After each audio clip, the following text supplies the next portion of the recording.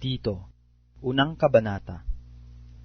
Si Pablo na alipin ng Diyos at apostol ni Hesukristo ayon sa pananampalataya ng mga hinirang ng Diyos at sa pagkaalam ng katotohanan na ayon sa kabanalan, sa pag-asa sa buhay na walang hanggan na ipinangako ng Diyos na di makapagsisinungaling buhat pa ng mga panahong walang hanggan.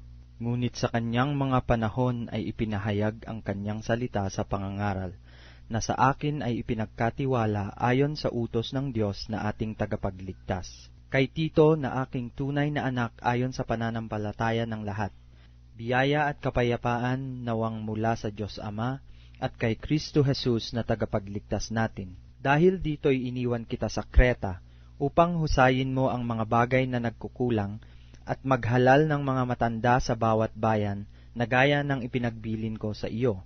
Kung ang sino man ay walang kapintasan, asawa ng isang babae lamang, na may mga anak na nagsisisampalataya, na hindi maisusumbong sa pangliligalig o suwail, sapagkat dapat na ang obispo ay walang kapintasan, palibhasa siya'y katiwala ng Diyos, hindi mapagsariling kalooban, hindi magagalitin, hindi manggugulo, hindi palaaway, hindi masakim sa mahalay na kapakinabangan, kundi mapagpatuloy, maibigin sa mabuti, mahinahon ang pag-iisip, matuwid, banal, mapagpigil, na nananangan sa tapat na salita na ayon sa turo, upang umaral ng magaling na aral, at papaniwalain ang nagsisisalangsang, sapagkat may maraming mga suwail na mapagsalita ng walang kabuluhan at mga magdaraya, lalong-lalo na yaong mga sa pagtutuli, na ang kanilang mga bibig ay nararapat matikom, mga taong nagsisipanggulo sa buong mga sangbahayan,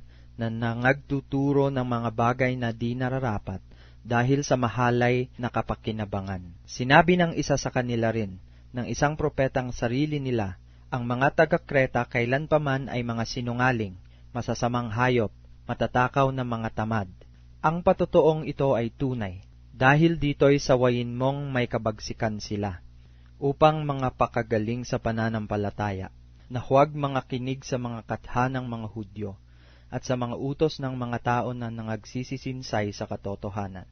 Sa malinis, ang lahat ng mga bagay ay malinis. Datapwat sa nangahawa at di nagsisisampalataya ay walang anumang malinis, kundi pati ng kanilang pag-iisip at kanilang budhi ay pawang nanghawa.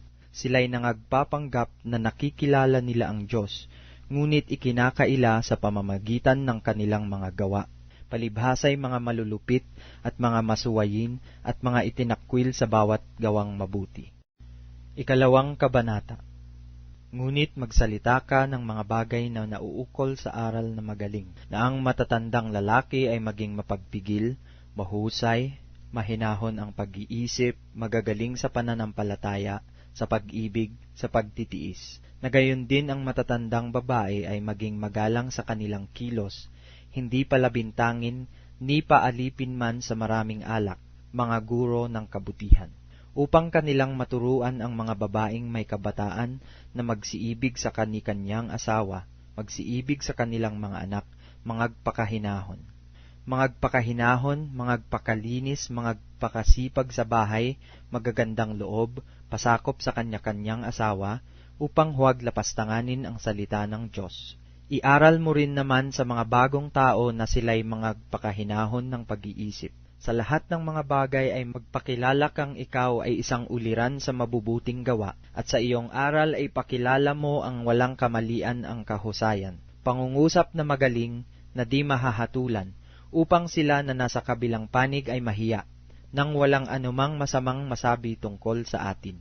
Iaral mo sa mga alipin na sila'y pasakop sa kani-kanyang Panginoon, at kanilang kalugdan sa lahat ng mga bagay, at huwag mga masagutin, huwag mangagdaya, kundi mangagpakita ng buong buting pagtatapat, upang pamutihan sa lahat ng mga bagay ang aral ng Diyos na ating tagapagligtas.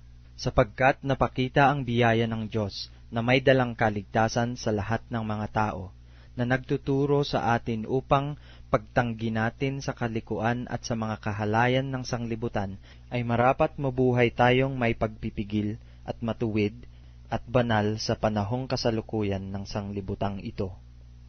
Nahintayin yaong mapalad na pag-asa at ang pagpapakita ng kaluwalhatian ng ating dakilang Diyos at tagapagligtas na si Hesukristo, na siyang nagbigay ng kanyang sarili dahil sa atin, upang tayo'y matubos niya sa lahat ng mga kasamaan, at malinis niya sa kanyang sarili ang bayang masikap sa mabubuting gawa, upang maging kanyang sariling pag-aari.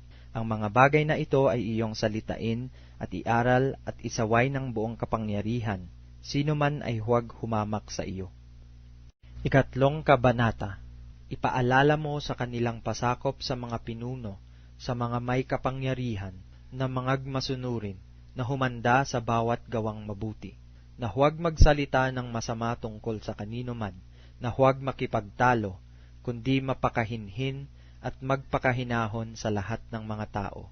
Sapagkat tayo rin naman ng unang panahon ay mga mangmang, mga suwail, mga nadaya, na nagsisipaglingkod sa sari-saring masamang pita at kalayawan, na nangamumuhay sa masasamang akala at kapanaghilyan, mga napupuot at tayo'y nangagkakapuutan. Ngunit nang mahayag na ang kagandahang loob ng Diyos na ating tagapagligtas at ang kanyang pag-ibig sa tao, na hindi dahil sa mga gawa sa katuwiran na ginawa nating sarili, kundi ayon sa kanyang kaawaan ay kanyang iniligtas tayo sa pamamagitan ng paghuhugas sa muling kapanganakan at ng pagbabago sa Espiritu Santo, na kanyang ibinuhos ng sagana sa atin sa pamamagitan ni Hesukristo na ating tagapagligtas, upang sa pagkaaring ganap sa atin sa pamamagitan ng kanyang biyaya ay maging tagapagmana tayo ayon sa pag-asa sa buhay na walang hanggan. Tapat ang pasabi at tungkol sa mga bagay na ito ay ninanasa kong patotohanan mong may pagkakatiwala, upang ang mga nagsisipanampalataya sa Diyos ay maging maingat na papanatilihin ang mabubuting gawa. Ang mga bagay na ito ay pawang mabubuti at mapapakinabangan ng mga tao.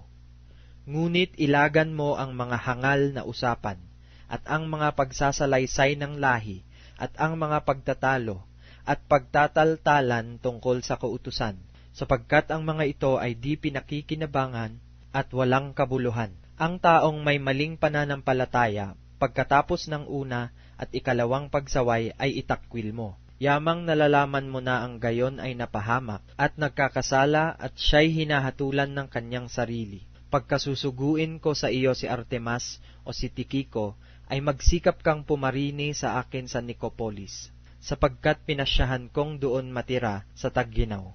Suguin mong may sikap si Zenas na tagapagtanggol ng kautusan at si Apolos sa kanilang paglalakbay, upang sila'y huwag kulangin ng anuman. At pag-aralan din naman ng ating mga tao na manatili sa mabubuting gawa sa kagamitang kailangan, upang huwag mawalan ng bunga. Binabati ka ng lahat ng mga kasama ko. Batiin mo ang mga nagsisiibig sa atin sa pananampalataya. Biyaya ang sumainyo nawang lahat.